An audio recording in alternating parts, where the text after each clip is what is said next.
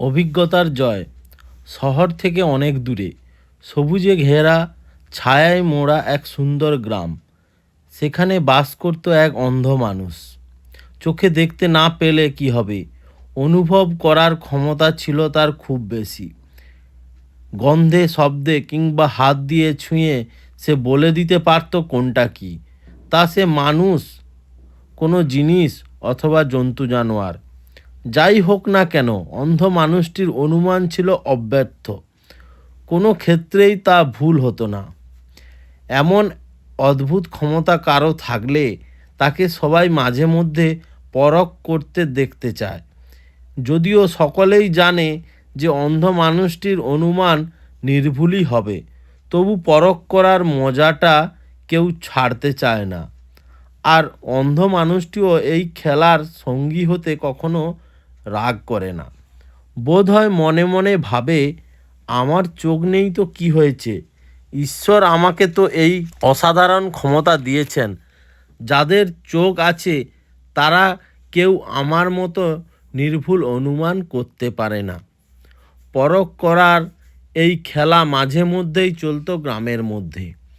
একদিন এক দুষ্টু ছেলে ভাবল, এ গ্রামে যা আছে সব জিনিসই ওই অন্ধ লোকটা চেনে। এগুলো বলে দেওয়ার মধ্যে কোনো বাহাদুরি নেই। একেবারে অচেনা কোনো জিনিস যদি ও হাত দিয়ে ছুঁয়ে বলতে পারে, তবেই বুঝবো ওর ক্ষমতা আছে। কিন্তু গ্রামের মধ্যে অচেনা কোনো জিনিস পাওয়াই তো কঠিন। গ্রামের সোজা সরল জীবন, প্রয়োজন কম, তাই নতুন জিনিসের আনাগোনাও নেই। তখন সেই দুষ্টু ছেলে তার কয়েকজন বন্ধুকে নিয়ে এক মতলব ভাঁজল। কুকুর আছে গ্রামে, কুকুরের বাচ্চাও দেখা যায় মাঝে মধ্যে, কিন্তু সাধারণভাবে গ্রামে নেকড়ে আসে না, আর নেকড়ের বাচ্চা পাওয়াও সহজ নয়। পাশের জঙ্গল থেকে যদি একটা নেকড়ের বাচ্চা ধরে আনা যায়, তাহলে তাকে চিনতে পারা এত সহজ নয়। চোখে না দেখতে পেলে তা একেবারেই অসম্ভব। এসব ভেবে দুষ্টু ছেলের দল ধরে আনলো এক নেকড়ের বাচ্চা। তারপর তাকে নিয়ে চলল অন্ধ মানুষটির কাছে পরখের জন্য। ছেলের দল নেকড়ের বাচ্চাটিকে অন্ধ মানুষের সামনে রেখে জিজ্ঞাসা করলো, বলো তো এটা কি?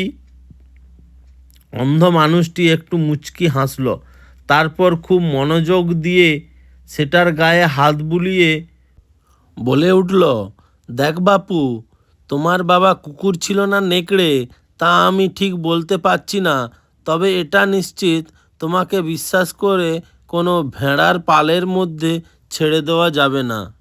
এই সব কথা বলার পরেই সকলে ভাবলো যে এর অভিজ্ঞতা আছে।